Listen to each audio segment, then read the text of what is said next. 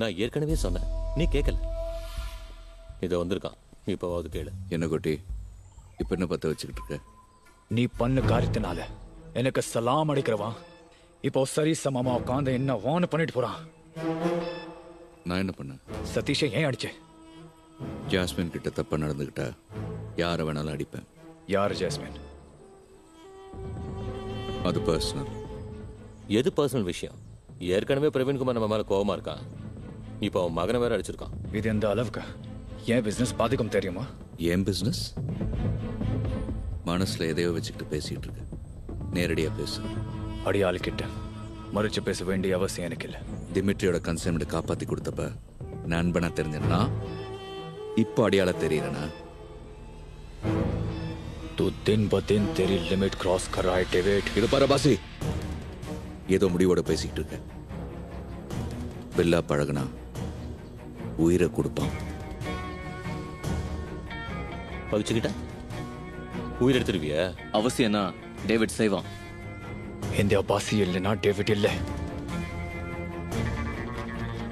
அப்பாசி, உட்காந்து வேலை வாங்குறவனுக்கும் தான் உயிரை பணைய வச்சு வேலை செய்யறவனுக்கும் நிறைய வித்தியாசம் இருக்கு, ஞாபகம் வச்சுக்க.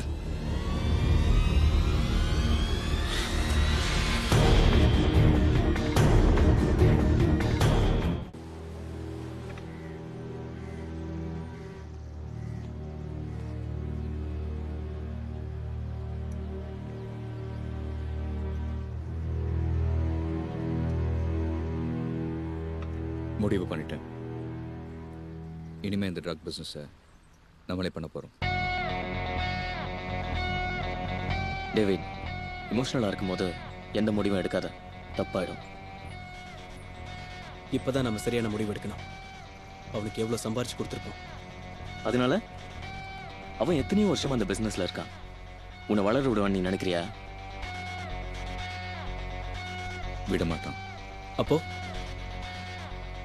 நம்மளும் விடக்கூடாது.